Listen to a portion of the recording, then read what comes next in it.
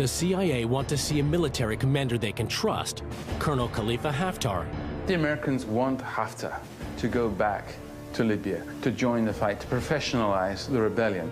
Once a senior leader in the Libyan army, taking on Gaddafi is personal. 254 people have died in the devastating terrorist bombing of Pan Am Flight 103 over the Scottish town of Lockerbie.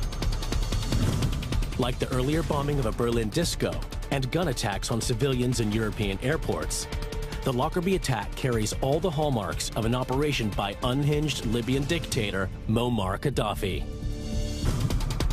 Gaddafi is deliberately and openly targeting Americans abroad.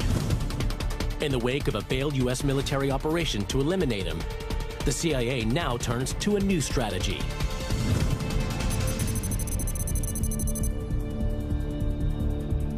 CIA Director William Casey plans to create a rebellion in Libya.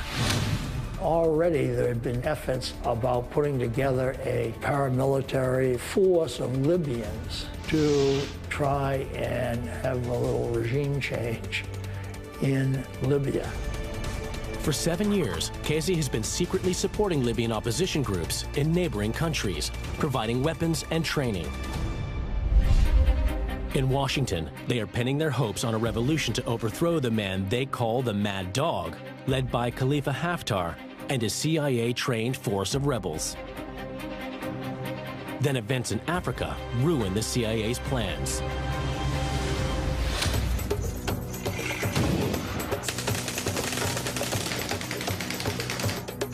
In 1990, the pro-American government of Libya's neighbor, Chad, is forced out and replaced by a new president who is hostile to the US-backed Libyan rebels. So suddenly you have these several hundred Libyan soldiers sitting in Chad, getting ready to take action against Gaddafi, but the new president of Chad doesn't want them there. Ultimately, the Americans are left with no choice but to bring them back to the US.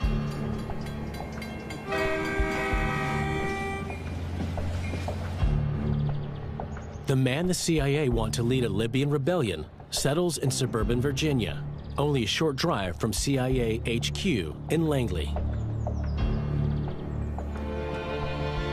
His men are settled across the country in 25 different states. Haftar himself, after this long odyssey across Africa, settles in Falls Church, Virginia. He lived in a very nice house, he had a lot of kids, but he still always harbored this idea of returning to Libya.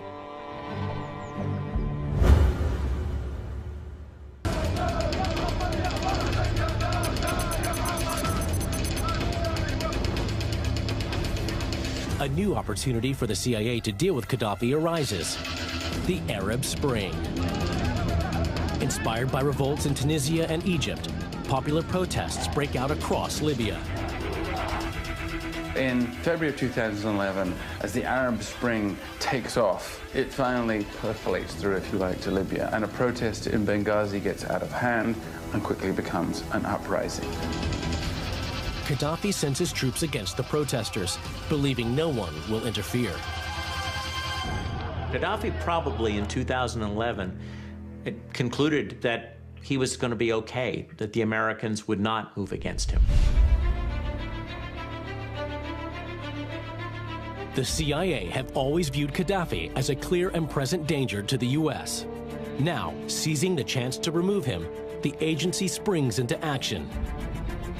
It is time for Khalifa Haftar, the former commander of the anti-Gaddafi rebels, who has spent 20 years languishing in suburban America, to return to Libya. 1 month into the rebellion, Haftar arrives in Benghazi with a handful of his officers to cheering crowds. Within weeks, he is installed as the commander of the rebel forces.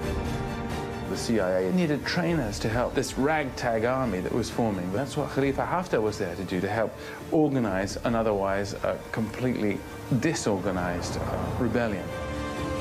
With their preferred man in charge, the CIA is better placed to steer the Libyan rebellion.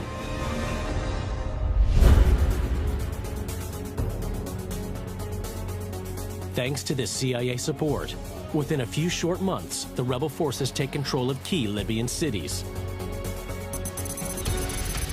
After 6 months of heavy fighting, the Libyan capital falls to the rebels, and Gaddafi goes into hiding.